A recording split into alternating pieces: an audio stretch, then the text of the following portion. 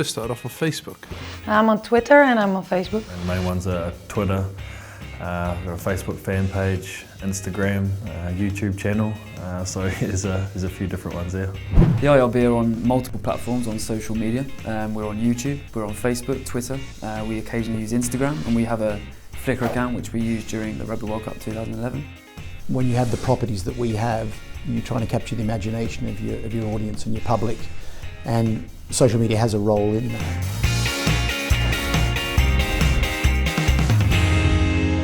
Twitter now empowers the player more than any time before. Newspapers would have a circulation of maybe tens of thousands of people, whereas, you know, us players have tens of thousands of Twitter followers. I see myself as a reasonably private person, but you know, I've come to learn that it's actually a lot of fun, and you don't have to give away every single bit of information about yourself.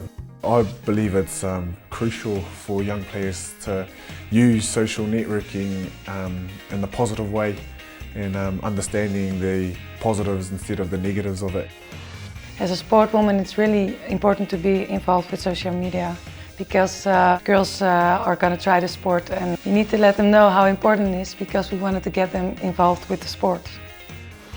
It's huge as an athlete to have that, so you can promote yourself, the sport, and give encouraging words out to younger athletes.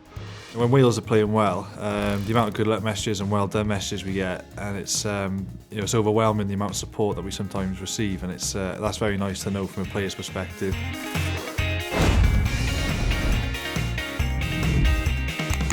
I don't really count, but off the top of my head I think I hit 88,000 last night actually, so that's just off the top of my head I heard. Yeah, I'm not counting.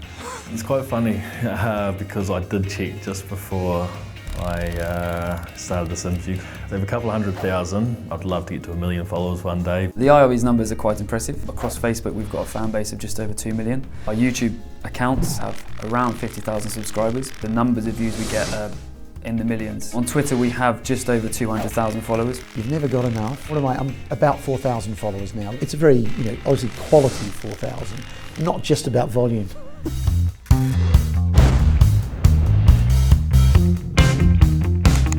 We were on our way to the Welsh Sports Personality, so we were pretty low on petrol, so on the way home I was on the M4, completely forgot that my big red light was flashing, so we were just chatting away, and next thing you know I pulled over. I was like, Doc, we got no petrol mate, we're stuck in Port Talbot or something. So he thought it'd be funny to chuck a picture up on Twitter of us breaking down, and we hosted a Q&A on the side of the road. I think it just lets people realise that, that we're all human and make stupid mistakes, and just having a bit of fun really.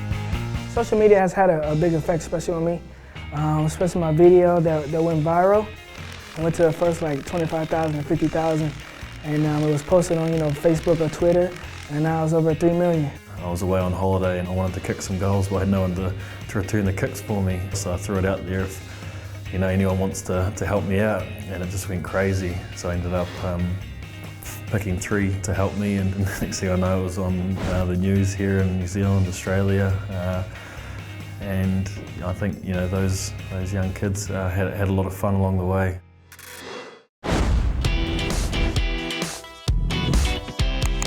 The amount of people you can reach out to through Twitter is incredible, but it has to be managed effectively and properly. At the swipe of a button you can view a timeline full of numerous tweets. Obviously you can't be controversial. I sometimes show my tweets to some of my mates to see if it's alright. I do double check on what I tweet just in case. You always have to think twice about what you write on Facebook or Twitter. And if you write something bad and somebody see it, then it won't go good for you at the end.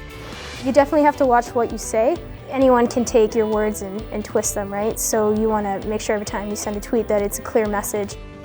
Before you post something, just make sure that you're comfortable with it and can be used in any context. But if you're happy with posting it, then go for it. Just be wary of the consequences and make smart decisions.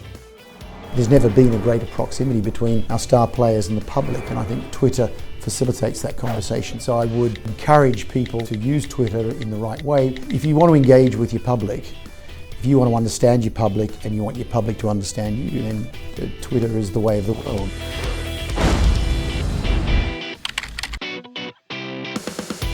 For all the official do's and don'ts from the IRB social media guidelines, see my video on the IRB YouTube channel.